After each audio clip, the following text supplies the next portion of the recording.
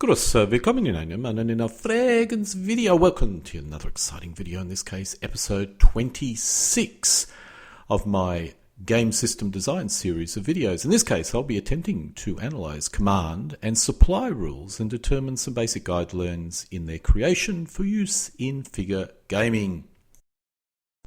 This is my fourth edition of this video. Each version corrects errors and adds additional insights, as well as improving background images and clarifying some of the concepts I'm covering.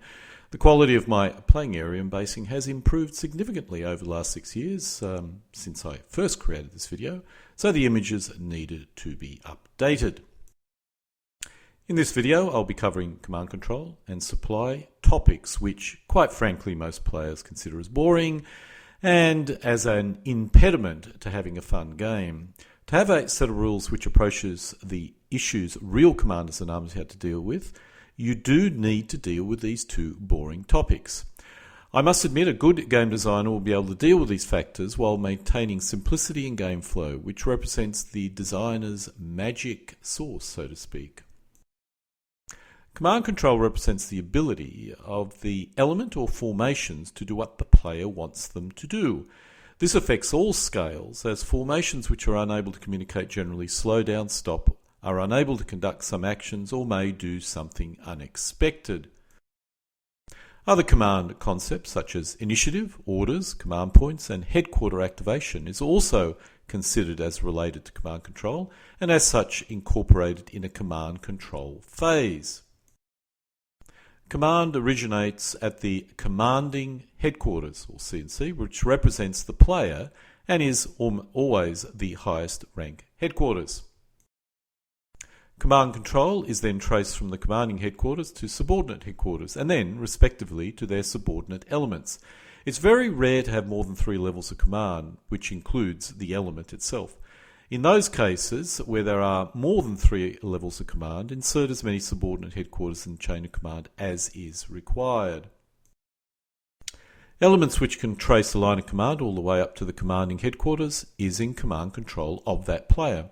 It's possible for an element to trace up to their headquarters, their superior headquarters, and be in command control, but their superior headquarters may not be able to trace a line of command to their superior headquarters in turn. The complexity of the rules determine what occurs in this case, ranging from simple in command control or not to a partial command control status. A multi-element formation could require all elements to remain within a set distance of each other, otherwise the isolated elements would go to ground or suffer some other disadvantage. This avoids the need to have a headquarters for the lowest multi-element formation level, but if a specific headquarters is required, then elements would then need to trace a line of command to that specific headquarters. This then flows up to the commanding headquarters. In this case, we end up with an additional level of command for what is, I think, little benefit. The distance can depend on the communication method, that is, the command control distance, such as radio, telephone, or messengers. In simple rules, there is generally only one command control distance. In more complex systems, this can vary based on the method of communication. The effect of not being in command control is normally the element or formation goes to ground. In short, it does not move and only reacts to enemy actions or is disadvantaged in some other way. The simplest line of command would use messengers, such as those on motorcycles or on cars or on horse or even on foot. This would typically be no greater than half the movement allowance of a motorcycle, if on a motorcycle or car or whatever method the messenger is using, which is its major disadvantage. It would also not be useful in calling down artillery or aircraft support, as this requires pretty short latency communication. Using a telephone is another type of line of command. This could be any distance, but requires the telephone lines to be placed before the game begins. Once placed, they cannot be moved. In addition, the chance of cutting those lines due to enemy artillery is also a possibility. The final method of command control is radio, which could be unlimited or be restricted to the range of radios held by specific levels of command. An element would typically have the shortest range radio, and as you go up the chain of command, the radio range increases, with reconnaissance forces obviously being the exception. Radios would be susceptible to jamming or interception, with interception providing some information benefit to the enemy, or the ability to conduct counter-battery fire against the intercepted enemy element or headquarters. Let's now look at orders. Some rules use orders to force or restrict activities. A well-designed set of rules using a well-designed scenario would typically not need orders, but some rules encourage the move to the best firing position and let loose tactics. In those cases, and in order to avoid the forces lining up and engaging in long-range firefights, orders may be required to force forward movement. This tends to be the main problem or issue that orders solve, and if you have that kind of game system, then you absolutely do need orders in order to overcome them. There are other issues which could be solved using special orders, the example being strategic movement. Requiring a special order to conduct strategic movement stops elements from suddenly jumping into their jeeps and moving as quickly as possible down a road to take a town, which was just left unoccupied by a short time by the enemy, past the noses of possibly enemy troops. There are typically 4 minimum types of orders: attack, defend, retreat, and maneuver. Attack allows your enemy to advance towards visible enemy elements, but does not allow them to adopt any kind of defensive posture. Defend allows your element to adopt a defensive posture, but does not allow elements to move towards visible enemy elements. Retreat allows your elements to move away from enemy elements, but does not allow them to advance towards visible enemy. Maneuver allows your elements to move anywhere using roads or other strategic movement postures, but as soon as an enemy is seen, the order will automatically change to something, normally defend. There are many other orders you could add, but the more orders you add, the more complexity you are adding to your game system. So make certain adding an order does solve a clear issue. Writing anything down is generally a major no-no in any kind of game design. As in competition games, words on a piece of paper can be interpreted differently, and in friendly games with lots of beer, why bother with writing anything down? Order counters or order cards are a good idea, as it also forces the designer to carefully define what each order represents. Creating order cards with a definition clearly stated on the card allows you to maintain game flow, as players don't need to cross-reference the rules. The effect of an order must be simple and clear. This is especially important for game mechanics. A good example is elements can only adopt travel mode when in maneuver order. This is a very specific and clear, and you could even assume if elements are in travel mode when this occurs, they can remain so. Command points, while sometimes used instead of orders, are designed to allow the high-quality side to get more bang for their buck from their forces. It's useful when simulating historical engagement, when one side's superiority in command should give it a historical critical edge. These type of command control rules are generally not an idea which solves a problem, and instead is used to show some interesting aspect of a game system. As a result, I'm not very keen about these type of rules. A well-designed set of rules with a well-designed scenario can often show the same effect as, let's say, command points, without the need of the additional rules associated with command points. However, if you wish to use command points could be used to activate a headquarters, which allows the headquarters to function normally. If not activated, it's restricted in some manner. Command points could also be used to give headquarters a special bonus, such as allowing elements to move more, fire more, or some other advantage which represents the additional focus allocating extra command points may imply. This could very well solve a problem that you may be experiencing in your game system, and in which case, I can't object to designers adding these rules, but always remember, make sure that any extra rules do solve a clear issue. The main issue with command points is record keeping, and of course the additional complexity of adding those rules. The other issue is command points are often determined randomly, which can introduce a major problem if someone happens to spin a number of lucky die or a number of unlucky die in sequence. If the effect of command control is high and the die roll to determine it results in significant differences, then a run of bad luck will absolutely lose you a game, and it almost doesn't matter how good or bad you are as a player. If you reduce the effect of command control, then you need to ask yourself why have it. If you reduce the result difference in command control die rolls, then why have a die roll? Just give someone a fixed value. As a result, the only way to reduce the luck impact is to have lots of game turns. If you want to go for the command control effect is high and the die roll determines that results in significant differences, the result of randomness should always be evened out over a large number of die rolls, but for micro armor, once we go beyond 8 or 12 game turns, the game will take too long. So there is a limit to how far you can go down this particular path. The simplest solution is not to bother with a random element or reduce it so much it has minimal impact. Let's now cover initiative. Traditional initiative rules use a single die roll to affect the movement order of players. The higher the initiative, the more choice that player has. So a high initiative allows a player to move, let's say, first or second, as so they desire. It can also be used to give a player the ability to move or fire more than the enemy. A very good initiative die roll could result in all elements getting another activity or action or ability to move additionally or fire additionally. This can replace command points and only represents a single die roll and a paragraph of rules, but designers need to consider the randomness issue. Commanders, in the form of headquarters or as a separate element, can be used to provide close assault benefits. I generally feel this does not really solve anything and is unnecessary bling, but it does not represent a lot of rules, so it could be added without impacting gameplay.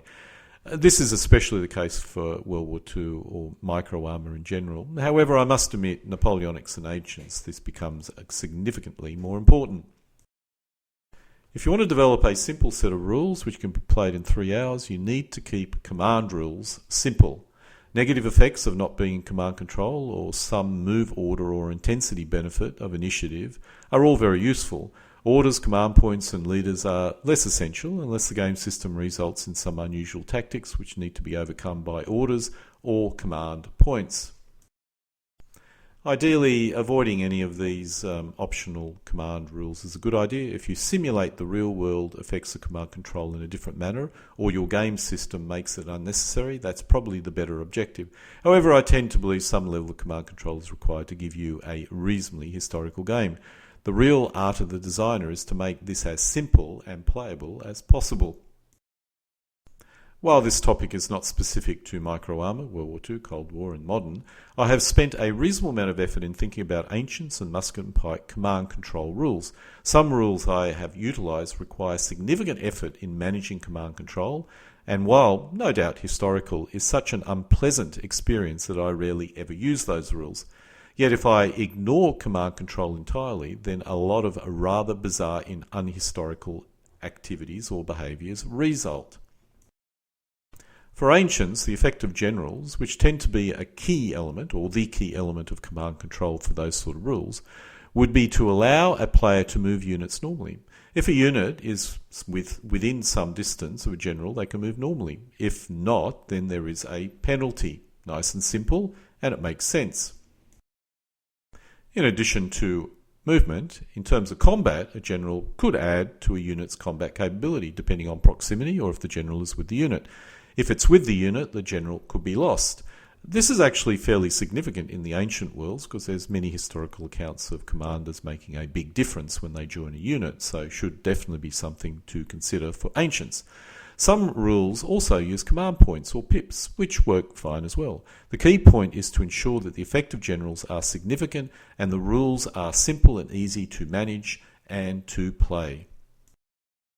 For Napoleonics, or Musket and Pike, the effective generals could be similar to Ancients, although there is normally a bigger difference between the actual C&C and a subordinate commander.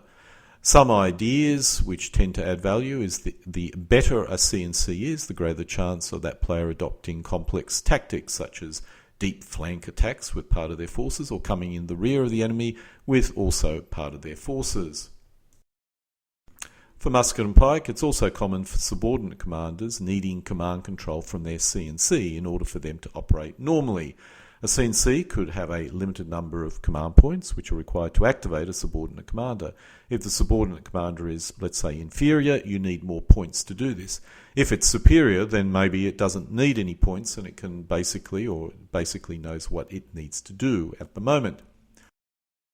The effect of command in musket and pike rules, or period, is significant and should not be ignored, but neither should be complex or require record keeping.